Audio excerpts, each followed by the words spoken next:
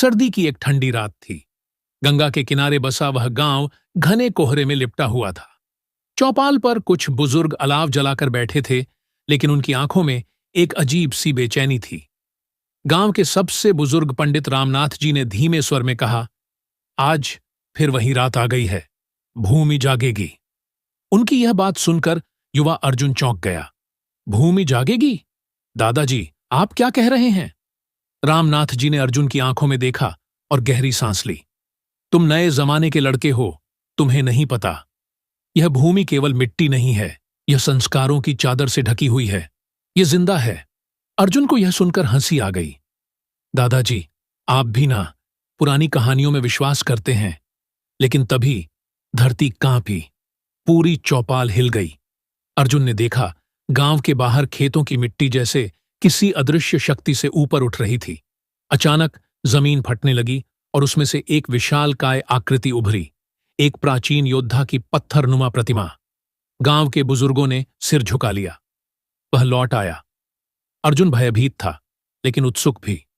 उसने पंडित जी से पूछा, यह कौन है?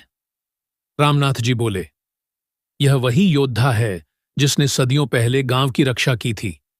लेकिन एक शाप के कारण जब तक गांव के संस्कार जीवित रहेंगे, वह सोया रहेगा। जैसे ही गांव के लोग अपने संस्कार भूलने लगते हैं, भूमि उसे जगाने के लिए विवश हो जाती है। अर्जुन को अब सब समझ आ गया था। शहर से पढ़ाई करके लौटा अर्जुन हमेशा गांव की परंपराओं को पुराना और व्यर्थ मानता था। लेकिन आज उसने देखा कि संस्कार केवल परंपराएं नहीं, बल्कि आत्मा की जड़ों की तरह होते हैं। तभी जमीन फिर हिलने लगी। योद्धा ने अपनी बंद आंखें खोलीं। अर्जुन ने देखा, उसकी आंखों में तेज था, लेकिन उदासी भी।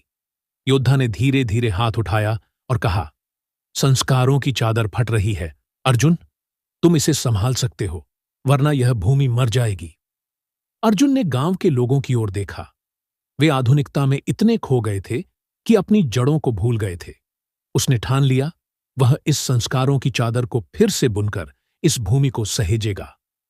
अर्जुन के इस संकल्प के साथ ही जमीन फिर से स्थिर हो गई। योद्धा मुस्कुराया और फिर से मिट्टी में समा गया। गांव के बुजुर्गों ने राहत की सांस ली। उस दिन अर्जुन ने जाना कि संस्कार केवल परंपराएं नहीं, बल्कि आत्मा की अमर धरोहर होते हैं।